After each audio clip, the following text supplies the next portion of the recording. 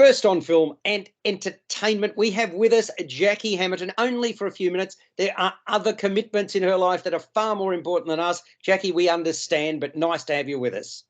Good morning. Oh, that's it? No dissertation? I wanted a little bit of, padding from you at this point. Anyway. Good morning and lovely to be with you. Thank you. Oh, that's much better. How's that? Peter Krause, I wasn't referring to you as padding because you never are. Your valuable contribution, even though it's argumentative, it is never correct. I still accept that. Isn't that good of me? That is so nice of you, even though you're wrong most of the time. Yeah, a deep-seated sense of understanding comes with our fraught relationship. There we go. What could be better than that, folks? Having said that, we want to start with a movie that I found deeply affecting. Now, I have spoken with Jackie off microphone about this. And once again, I've got two recalcitrant individuals because I think her take on it is going to be decidedly different from mine. I suspect Peter will favour my view, but there we go. Let's find out. We're talking about what month are we in? May? Let's skip forward to, what, about 6 months? November. That's the name of the movie. It's M-rated. It's 107 minutes. And actually, it's a very, very serious topic. Let's go back in history. We're going back around about 7.5, 8 years. And in fact, 13th of November, 2015. And unfortunately, this was seared into my mind. And I dare say the two people I'm speaking with will recollect it similarly. There were a series of coordinated terrorist attacks that took place in Paris and also the city's northern suburb, St. Denis, on that particular date. 130 people were killed. There were 416 that were injured. Peter, you remember this, I presume, from the news? Absolutely. It was covered quite extensively. And Jackie, you likewise? Absolutely. Yeah. Well, I mean, it was one of those periods because France was already on high alert. There were a couple of gunmen who'd attacked the headquarters of the satirical newspaper Charlie Hebdo on the 7th of January that year. So in other words, we're talking about the start of the year. This movie concentrates on the end of that year. I remember it well insofar as I was there soon after the Charlie Hebdo. I was there with my wife soon after the Charlie Hebdo incident, and that 12 people died in that one and 11 were wounded, and the city was on high alert. I remember it. Anyway, November, this movie is the tension-filled story of the 5 days that followed the 13th of November attacks and the anti-terrorist police's attempt to track down those involved. And I mean, it's not hard to believe it is real. Nerves were frayed. I mean, no question about it. Time was of the essence because those questions made it clear to the authorities that this was only the start of a bloody campaign by ISIS. And the film focuses on the lead investigators of the French anti-terrorism services. What is interesting is that all the terrorists that are named are actually the names of the terrorists, but the character names outside those are fictitious. So, Peter, what they've done is they've created characters or amalgams of characters, correct? That's absolutely right, for various reasons, including legal reasons, yes. Yeah, and so among these characters, I'll go through some of them. There's Heloise, played by Sandrine Kiberlin, under pressure from the minister's office, and then her chief commander, Fred, Jean Dujardin, who is intense and driven. Now, also, same could be said about the captain, Ines Mouret, played by Anis de Mostier. She steps outside the rules of protocol and has a lot of making up to do. And then there's another figure of note in this one, a civilian informant called Samaya, played by Lena Kudry. She risks her life for the greater good, but that comes at considerable cost. Now, the film has been written or co-written with Olivier de Mangle and is directed by Cedric Jimenez. And it's an insight into the desperation, the determination, the dedication that surrounded the days following the attacks. That is basically what the essence of it is. And the angst, the tension are palpable throughout the performances and the cinematography, I thought, were very, very strong. There are so many leads to chase up. And unless somebody comes out and immediately declares it's them, And even if they do, it's a question of tracking down who they are, the people involved. So many of these leads, of course, turn out to be red herrings. Of course, the more time that elapses, the more the weight of expectation builds, and the frustration, the toll that it takes on people on the ground is quite evident. So it's a large jigsaw puzzle with global tentacles. So that's what November is all about. Jackie, let's start with you. I found it really strong and compelling. You didn't?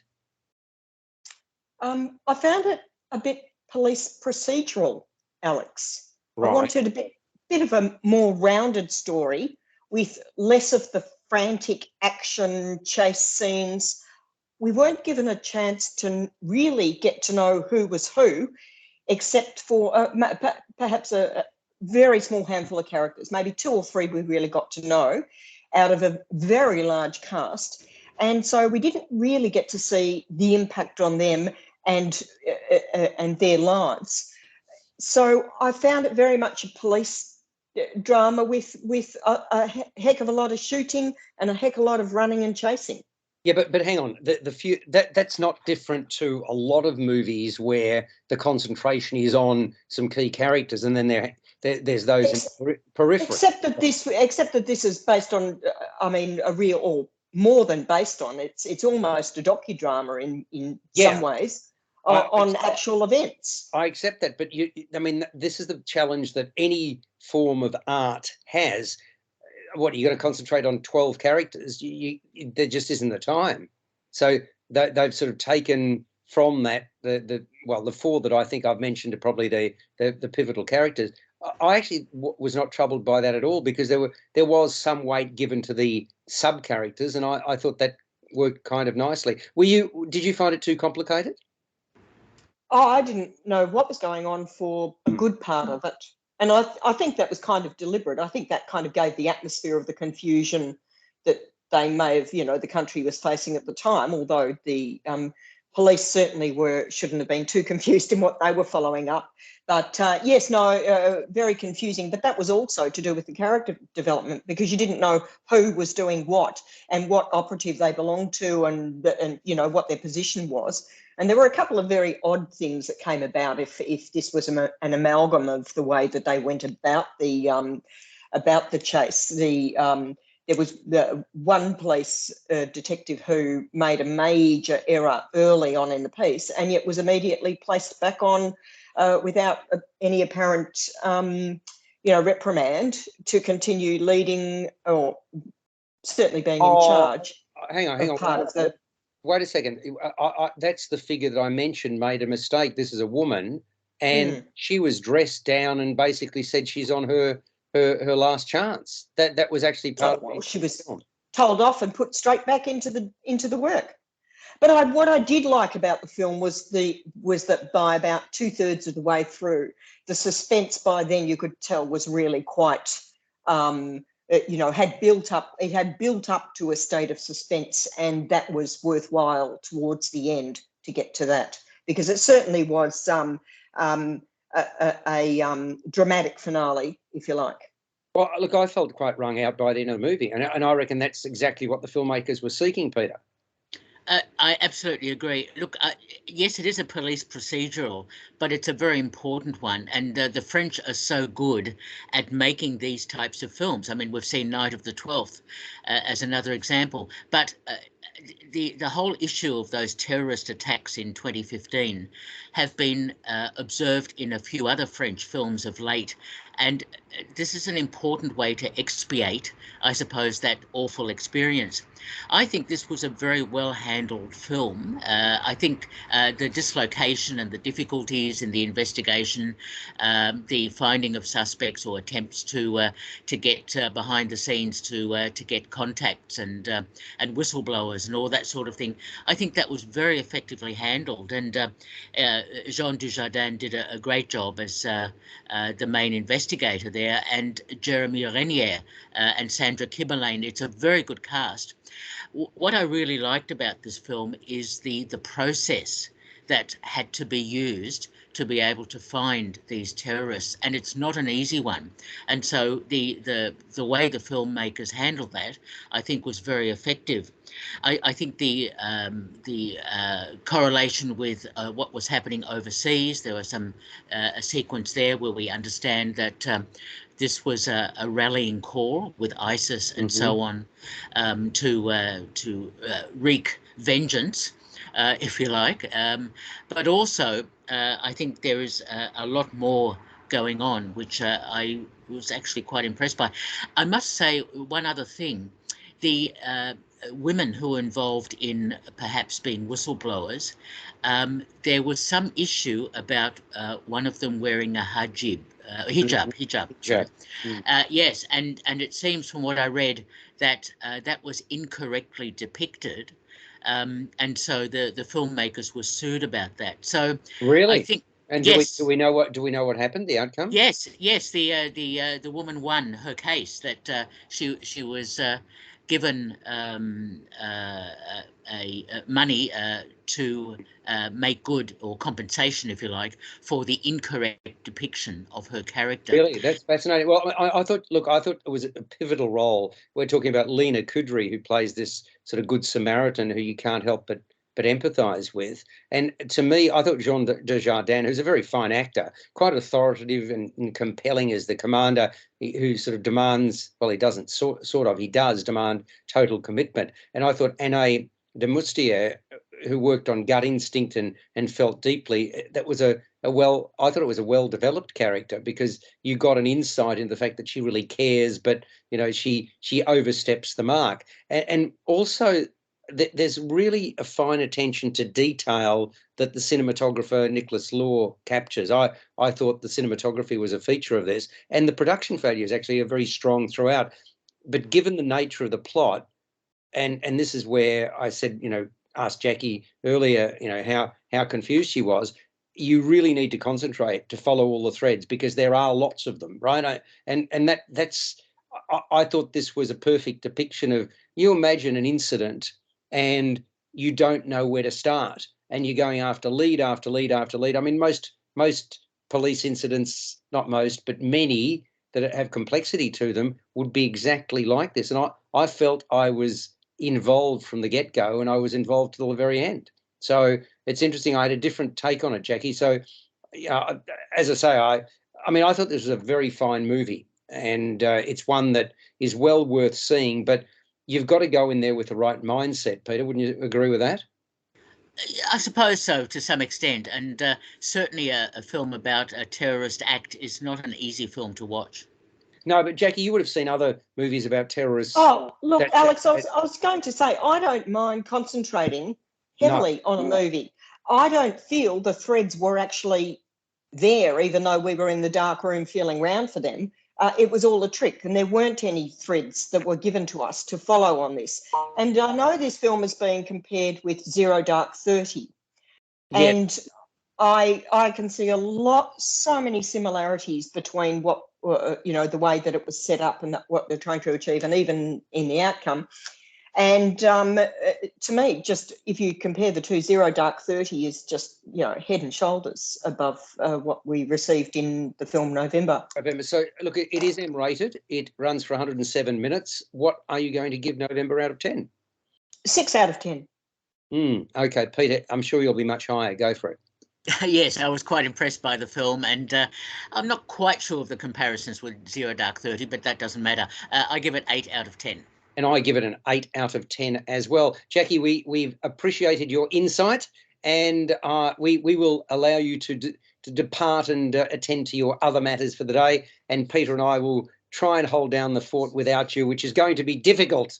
But enjoy yourselves, and I shall speak with you next week.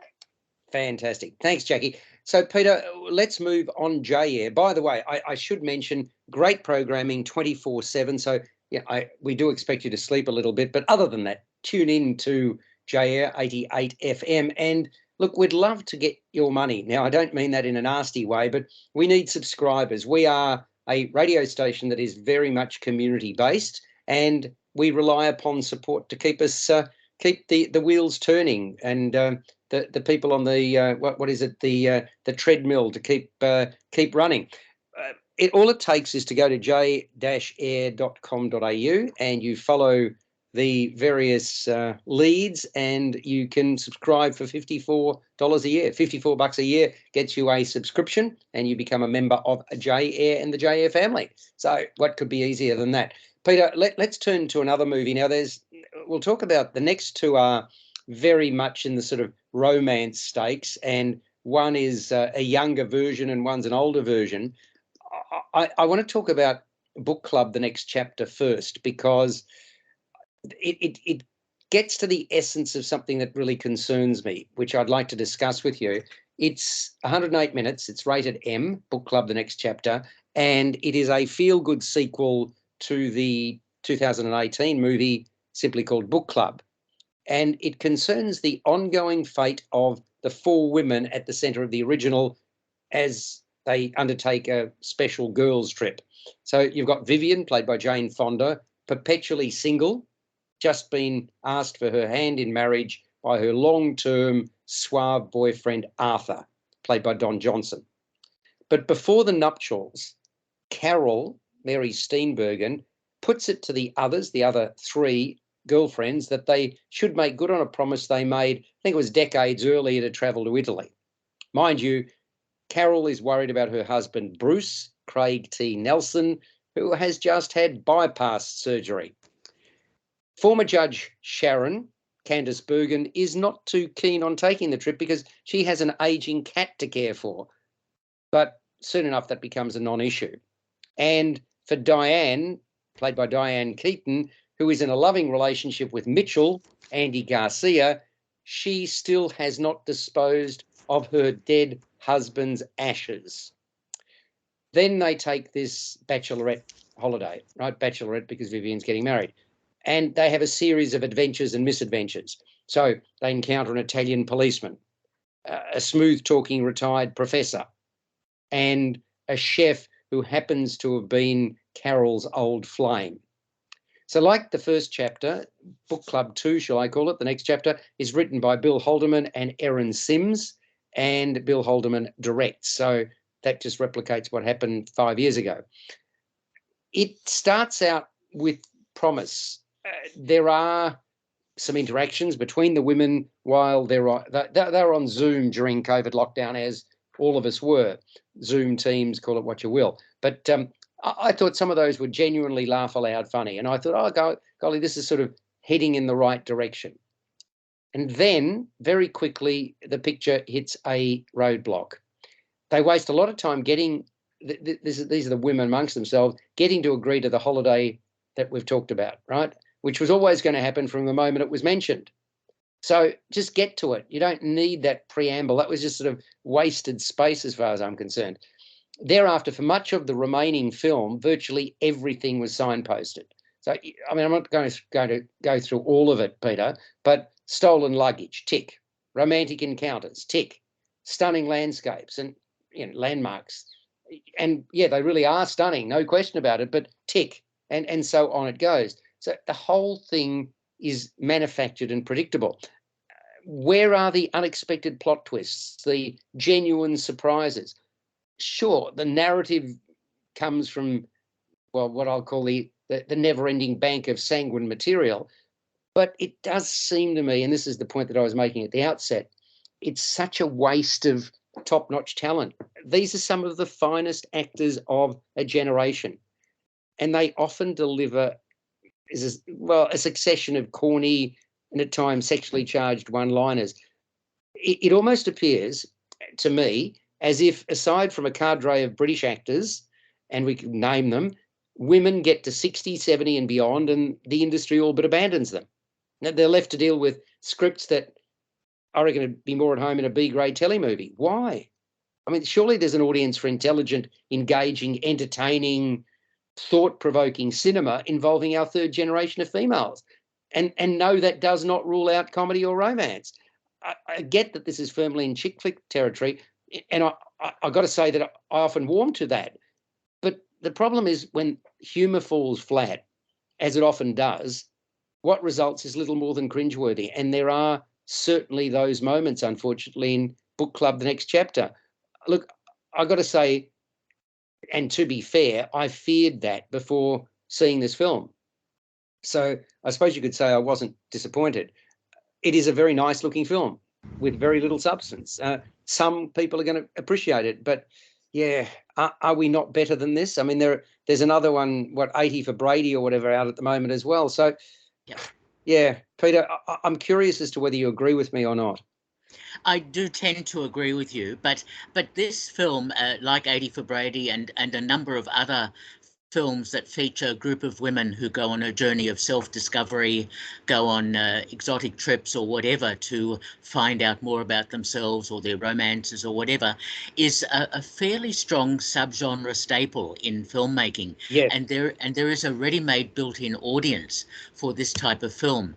Look, I have to say in this one, they seem to have jettisoned the whole idea of the book club in the first place, apart from a few very quick references to books, but it's really dismissive. Yeah, and it's there is one reference that keeps on coming back, and I've gone blank on the name of the book. But yeah, I mean, it's almost it's an excuse, isn't it? That's why they got together in the first place. They could have just called it the next chapter without the word book club. Yeah. Yeah. Was it The Alchemist? I think. Yes, it was The Alchemist. Yes. Yeah, that's it. Yeah, but I thought that was somewhat contrived in terms of life journey. Yeah. But nevertheless, look, yes, the circumstances that the women find themselves, and they're very middle class and very well off, so they can handle losing their luggage and all that without any issues. I found it fairly superficial and really as vehicles for all of them to be given some amusing lines here and there.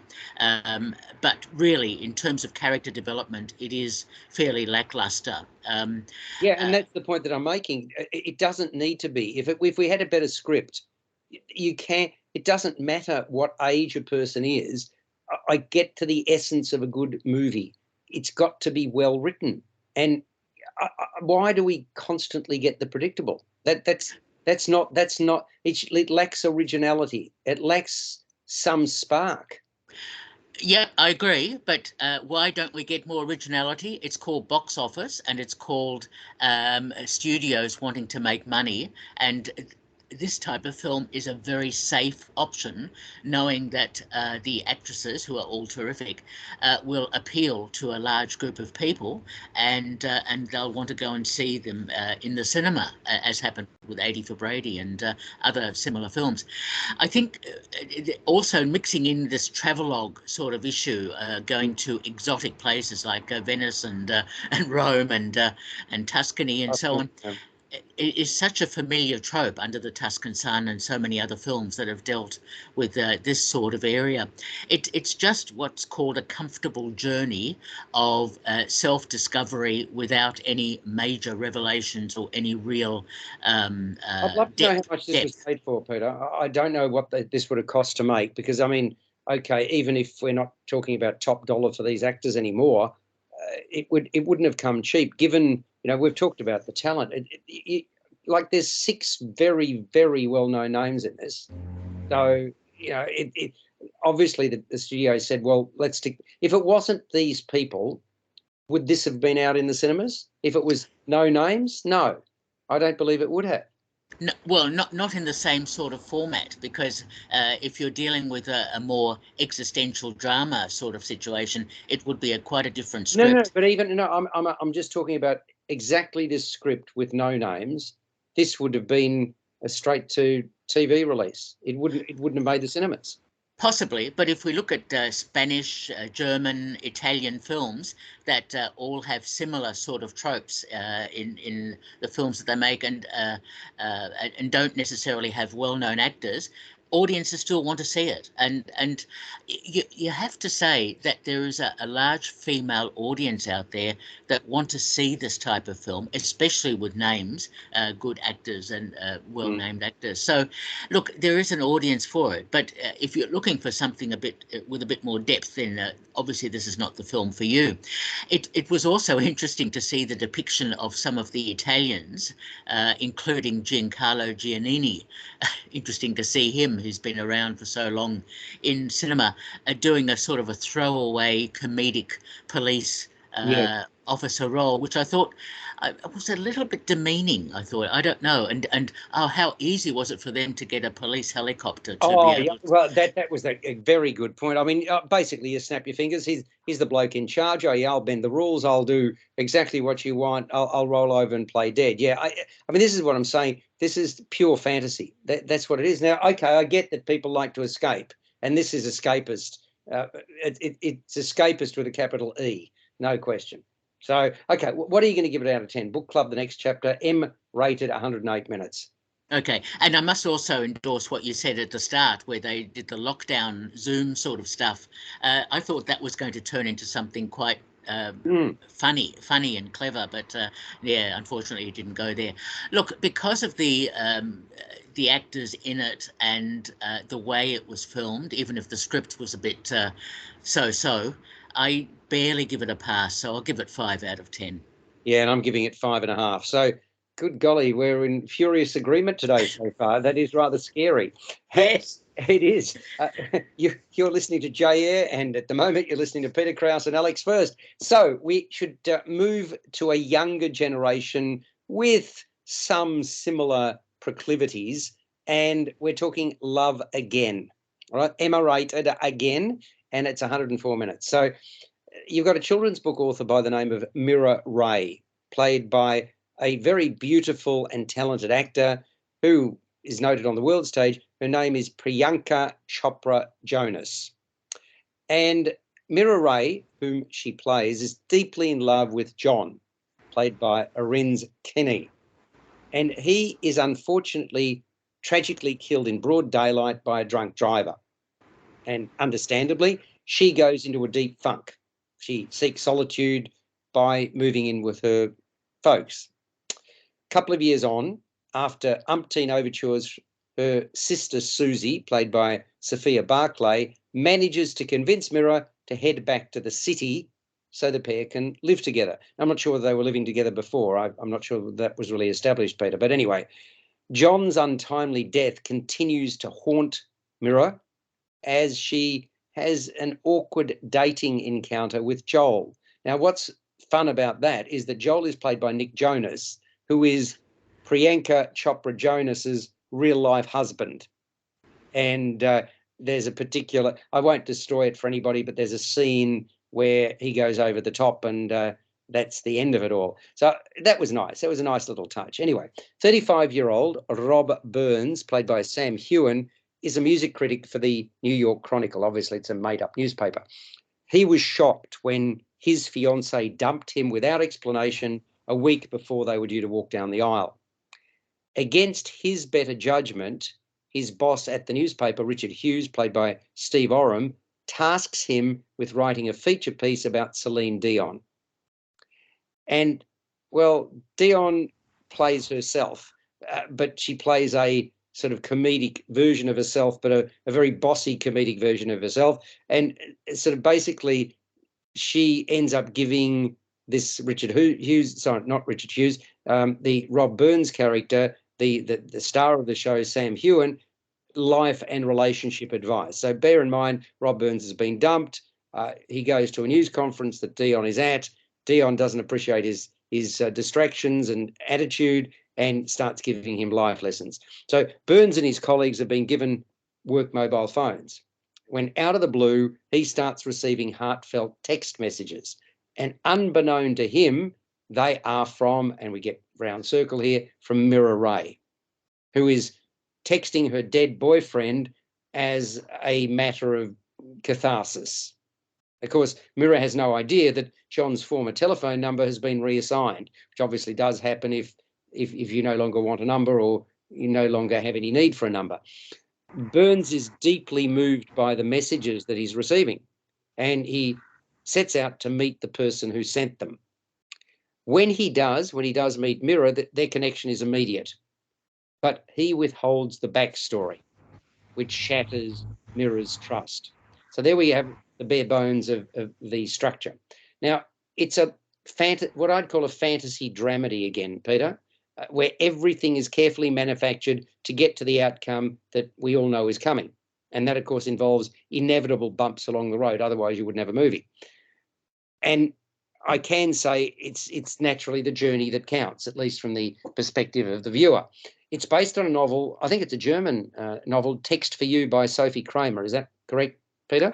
Yes. Yeah. So it's been written and directed by Jim Strauss, who was also responsible for the movie The Incredible Jessica James. Look, there is some respect and charm about the way that the story plays out. I appreciated the quirkiness of the characterization of the two sisters, as well as the moral compass, I can call it that, I think, that drives Mira's actions. Priyanka Chopra Jonas and Sophia Barclay have quite intoxicating, playful qualities that they bring to the fore. I thought they played their roles very, very well. Rob Burns has been written with this awkward, nice guy image in mind, which Sam Heughan capitalises upon. I must admit, I thought, especially scenes with him and early on, there was some of the pauses seemed a bit too long. I just think it needed a bit of tightening. Lydia West, I thought she did a really good job. She plays Burns' dismissive younger workmate, Lisa Scott, and that's quite a nice role as well. So let's get on to Celine Dion. This is her big screen debut. And I said this to you earlier, that she has a lot of fun making the most of her diva reputation. She sort of plays that up. And there are lots of, I think there's about 5 different songs, new songs from Celine Dion as well. So it's quite a strong score. So it's a film, this is the score overall, not just Dion songs. And it's a film really for romantics who are prepared to invest in make-believe. So you can see why I'm drawing a parallel between this and the movie you spoke about, Book Club, The Next Chapter. But this is obviously aimed at a younger audience. And yeah, I mean, it's incredibly manufactured though, Peter, isn't it? It is. In fact, I found this film to be an incredibly cynical exercise, and I'll explain what I mean by that. Yeah.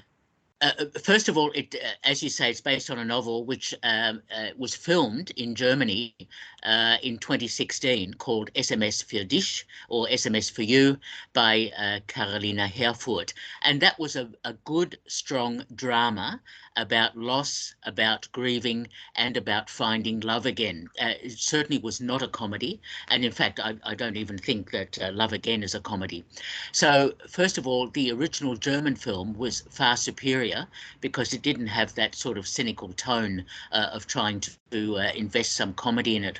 Secondly, I know the filmmakers were desperately trying to find a film for Priyanka Chopra because she is a very well-known Indian actress, and now she's working in Hollywood.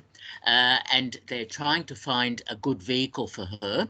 And of course, I found it very cynical, actually, to cast her husband, Nick Jonas, as a small role in the film. Why did you find that cynical? I thought, that added a sense of realism, but also, I kind of like the fact that this is a guy who oversteps the mark. I didn't have a problem with that. What troubled you? Because I found it a nod to show business, and as a way of saying, well, here is Priyanka with her husband, who is well known in the film industry. Let's put them together, and that will give the audience something else to appreciate. I found that very cynical. Funny, I'll take a different approach. I think people who are going to see this movie are going to thoroughly enjoy it. There was when I'm not sure whether you saw it on the opening media night or not, but there was an appreciable recognition and a sort of a sharp intake of breath kind of thing on that occasion, and I thought that worked very well. So okay, we've got a different view of that, but keep going, please. Yep. Okay. And thirdly, the other cynical part of the film is the use of Celine Dion. I know that they tried to convince her to be in the film for quite a long time, and eventually she relented. Well, isn't she producing this one too? Is she not? I believe She's involved in it now. But of course, again, here's the cynical exercise. It's a showcase for her performances, for her concert tour, for her songs. And that's the main reason she was included. Again, it's for box office potential and to make this film as commercially viable as possible. And yet, when you start to investigate the screenplay, which I compared with the original German, I found it lacking in so much that it just seemed so contrived, dramatic rather than amusing. Even though it's billed as a romantic comedy, I didn't find it a comedy at all. And I just found the story development was just totally out of bounds with the way the story could have gone, in terms of that loss, that But- grief that well, the German original did. Yeah, I was going to say I didn't see the German original, so I can only judge this based on what I've seen here. I mean, I think it will garner an audience. I'm not sure how large an audience it will garner, and I think there'll be some brickbats as well as some sort of joy out of it. But I didn't think it was. It could have been worse. It's probably it's a strange way of saying it.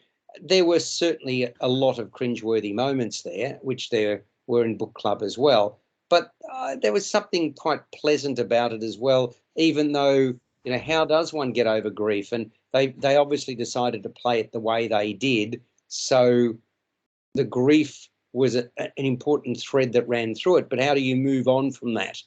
That was sort of the principle that they seem to follow in this American version of it. I mean, are you, based on what you're just saying to me, you're not even going to pass this one if I'm going to ask you to score out of 10 now?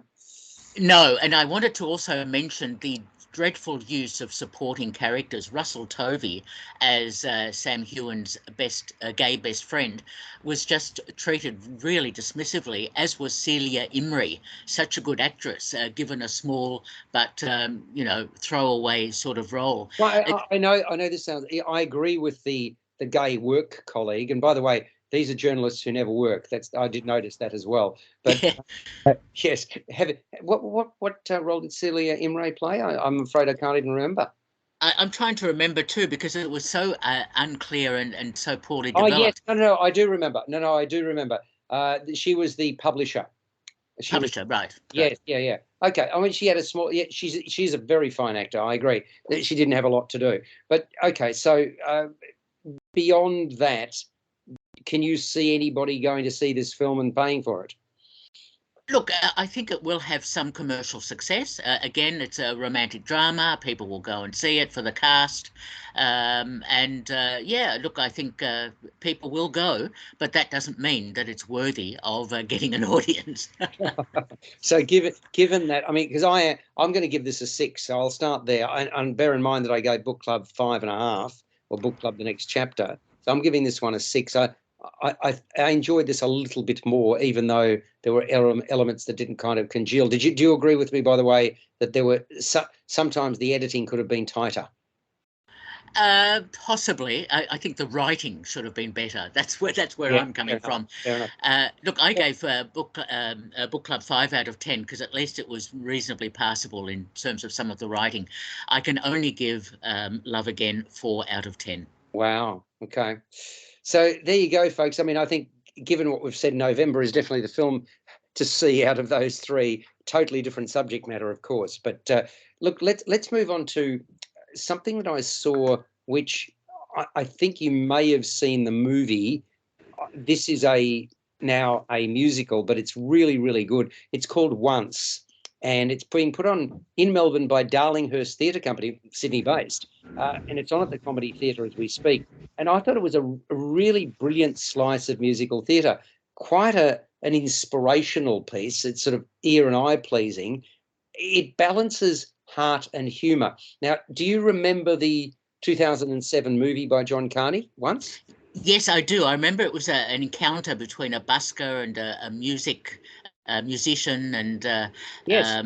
and how they get together and write a song and and also have this romantic encounter. I thought Once was actually a pretty good film. It was a very good film. I do remember that. And it's a really, really good musical. I mean, superb. It concerns a struggling Irish muso who's on the verge of giving up, and an effervescent Czech woman.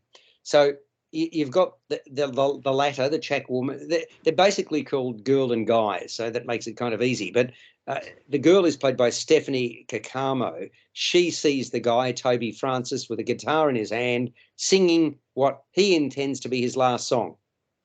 and she praises him for it because he's done a very good job. Now, he works with his father as a vacuum cleaner repairman. He's known as the Hoover guy, right?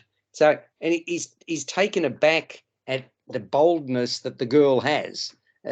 She's got this sort of won't take no for an answer attitude, and it's a beautiful portrayal, a brilliant portrayal actually by Stephanie Kikamo. He wrote the song that he was performing for a woman that he loves, and that woman is played by Ruby Clark.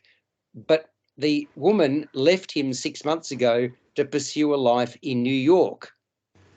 And now this Czech girl who happens to work in a struggling music shop encourages the guy to press on with his original music. So not to give it up, because he was basically ready to leave the guitar in the bar and just walk away. And over the space of a week, the pair forms a really strong and meaningful relationship. Both are clearly into each other. But the girl, who is a fine piano player, is dealing with her own issues. So the book's by Enda Walsh, the music and lyrics by Glenn Hansard and Markita Iglova. And I've got to say that, I don't know whether you know this, Peter, but Once holds quite it does, a unique place in musical history. And I say that because it's the only Broadway show with music that has won an Oscar, a Grammy, an Olivier Award, and a Tony Award. And by the way, it received 8 Tonys, including Best Musical and Best Book of a Musical. So that, I mean, wouldn't that be nice to sort of carry around with you? The only Broadway show that's won all of these grand awards. It's set on the streets of Dublin. It is a very tender love story infused with charm and character. Now, it's funny, we've just been talking about comedy and we've been talking about romance, and this story, and you might remember this from the movie, Peter, doesn't follow a conventional path in that regard. It's not sort of, the outcome may not be what you anticipate. That's very true. Yeah, I do remember there was a twist in the story. Yes. Yeah, and again, so it's about the writing, and it is beautifully written and directed. It's splendid. I couldn't be more fulsome in my praise, and it's led from the front by an emotionally mature and musically polished Stephanie Kikamo. The performances are wonderful. They really are. You've got Kikamo with this silky smooth voice. She comes across as a really huge natural talent, and has an innate ability to deliver comedic zingers without pretense. And that really is an art form. And Toby Francis, he excels as a man whose head is turned, who's shaken up by the appearance of his unexpected saviour, as we can call Kikamo's character. And we watch on with delight as he transitions, this is Toby Francis, his character, complete with an impressive vocal range, into one of self-belief. And you've also got a number of other characters that are worth mentioning. Rupert Reed plays up the protective jocularity associated with the passionate music shop owner, Billy. And of course, that's the music shop where Kikamo's character works. And Anthony Craig, well, he has many moments to savour as a bank manager come musical wannabe who displays a great deal of sensitivity as well as some endeavour. And that includes a really scene-stealing few minutes when he breaks into song in front of the guy and girl that have approached him for a loan. And Victoria Falconer, she has her time to shine. She plays a seductress called Reza. She also happens to be the musical director of this particular piece. So very, very nice to see the two roles combined. Pavan Kumar Hari plays a heavy metal drummer and a bloke addicted to coffee. He plays the character Svek, and he does that really well. He's quite the character, shall we say. And there is a delightful bearish restraint about Jay Lagalia as the Hoover guy's father, Dar. So that's just some of the characters. Not a weak note in what is a truly stellar showing by a highly talented ensemble, all of whom play a range of musical instruments and sing. That's what's so special about this. You've got, I think it was 12 people on stage. I read in the notes there were 13, but I only counted 12. And having said that, they play the musical instruments magnificently, and the chorus numbers are terrific, really, really strong. So they sing beautifully, they play wonderfully. The actors obviously therefore double as the show's band. The set by Hugh O'Connor, and we've got a bar. That's the essence of it, but also a makeshift music shop with a movable piano. And then there's a corner for the guy's threadbare room. I like that very much. The lighting by Peter Ruby struck me as moonbeams coming down. I thought it was really a standout feature of the piece as well. And so this is a conflagration of the grand, let me call it that, a script that can move mountains, music to stir the soul, and performances that delight and excel. So having been totally engaged, thoroughly entertained, I walked out of the comedy theatre feeling elated. I said to my wife, gee, doesn't this put you in a great mood? I mean, that's what we want out of our films, out of our theatre, out of books we read, exhibitions we see. It's directed by Richard Carroll, musical direction I mentioned already by Victoria Falconer, and it's playing at the Comedy Theatre until the 4th of June. So you've got a little time to see it. And yeah, I mean, I think it reflects extremely well. I like pieces, Peter, that it can be formed in, it can be a book, it can be a play, it can be a movie, and it works in all formats. I mean, that's quite something. It certainly is, and it sounds like it is a really good stage adaptation. So, yeah, I certainly liked the original film, which did very well. Yeah, it did indeed. Now, talking about original films, I wanted to mention, did you see Head On? It was Head On should have been called Full On. It was a movie. I'm just trying to think what year it came out. But must be around 2000 or thereabouts, maybe. I would have thought so. I mean, this is sort of sex, drugs, and rock and roll, but you remember it. I don't think you could have seen the movie without remembering it. It's sort of seared into the brain at the time. And I mean, do you recollect what your thoughts were when you saw it? I mean, it's not a film for everybody, is it? Well, I thought it was a really brave. In 1998, I just saw that, that came out. It was very brave film for Anna Kokkinos to deal with a man's wrestling with his, I think it was his Greek heritage, played by Alex Dimitriadis, and his sexuality, yeah, and his sexuality, exactly. And there were some fairly confronting scenes, some very explicit scenes in the film, which I think was an R-rated when it was released. And but I thought it was a good, brave film dealing with some complex issues. Yeah, it was. And look, this is it's an amazing performance because there is one person on stage for 95 minutes, Peter. That is incredibly hard, but the nuance that he puts into the role and the fact that he uses pauses very, very effectively, it is really something. His name is Danny Ball, and he plays this 19-year-old unemployed, reckless, gay Australian, right? They're in Melbourne, and he travels the length and breadth of the city. And I mean, his poison in this case, it's not sex, drugs, and rock and roll. It's sex, drugs, and grunge and hip hop.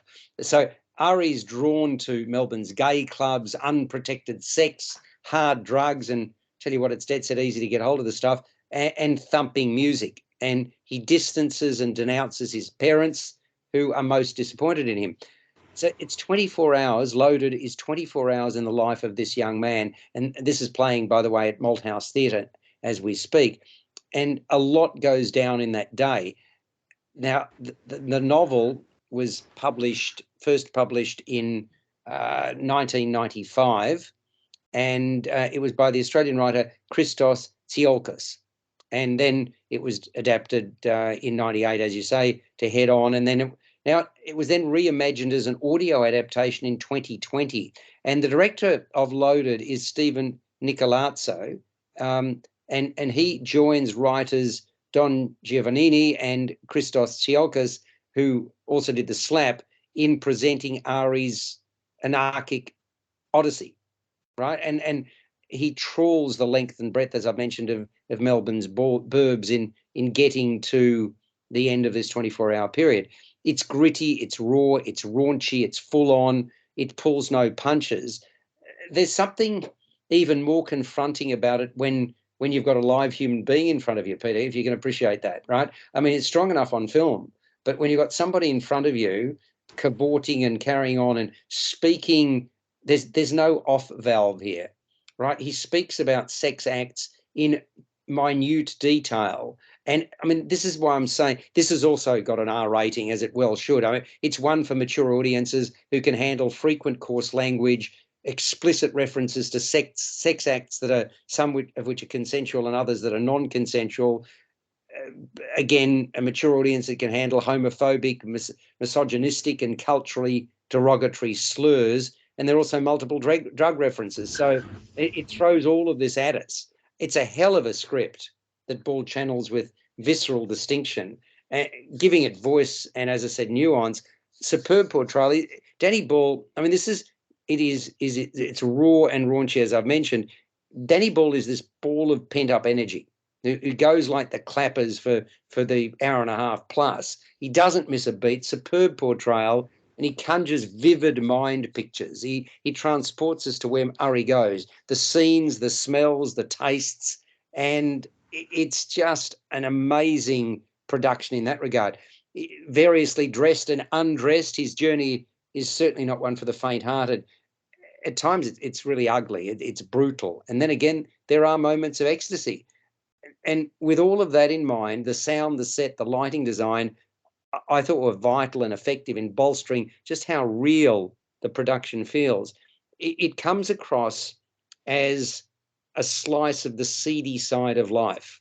So it's not going to suit everybody. It really isn't. Some people are going to find it too much. I think that was always the film's intention. That was always the intention of the book. But it has a place. It certainly has a place in artistic history now.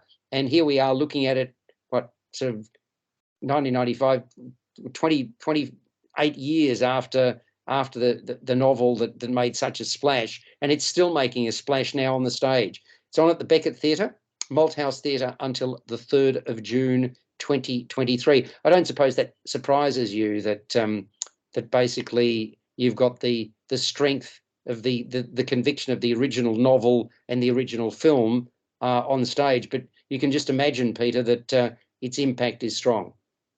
Okay, yes, it sounds like it's very impactful, especially considering there's no other actors, no one else involved, just the main actor. Right. And that's really a feat. And I've seen quite a number of individual actors doing this in recent years, and boy, it must be incredibly wearing doing it night after night as well. It must be emotionally draining just to fill a role like that. Before we go on J88 FM, I did want to make reference to another production which is only on. It finishes today, but if you it finished today actually. But having said that, I hope you get the chance to see it.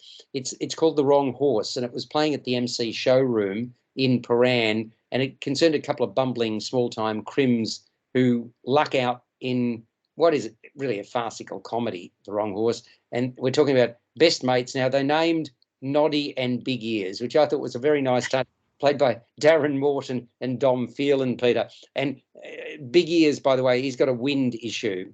Now, he's forever sponging off Noddy, dropping in at his place all hours of the day and night, drinking his booze, eating his food. And these two have known each other for 6 years, and they do jobs together. So I think the suggestion is that they met each other behind prison bars. But anyway, Noddy's the supposed brains of the operation, but he has what he terms number dyslexia. Now, that means he gets his digits mixed up, which I just did with my words. It's hardly what you want from a gambler, which he is. And you've got a day on the punt bringing with it unexpected surprises. So that's a starting point for it. It's really slapstick humour on steroids. I mean, stupidity abounds. Some of it is improvised in the show, which I really liked, and the cast has a wow of a time with the material. I really liked some of the performances there. There's a point about halfway through the first act where it really took off for me, and there's some great performances, including those of the two leads I've mentioned, but also Bridget Darvis, who plays several roles, including Mary the Strapper. I'm talking about Horse Strapper. And then she plays a bespectacled librarian and does that, just both of those roles with absolute distinction. I really enjoyed it. It's kind of like the props and staging add to the hilarity, by the way. You imagine a two-person couch doubling as a car, complete with a disconnected furry steering wheel, and then handheld swinging synthetic dice. Let your mind go there. Really, really fun. Delightful throwback, good time vibe, called The Wrong Horse. Look out for it, and hopefully it will come back. Peter, thanks very much for your involvement today. My pleasure, and so much to see at the German Film Festival at the moment. And there is indeed, yeah, please, folks, go out and see Palace Cinemas, who always do these festivals very, very well. We'll do it all again next week. You have been listening to First on Film and Entertainment. Alex First and Peter Krause signing off for another week.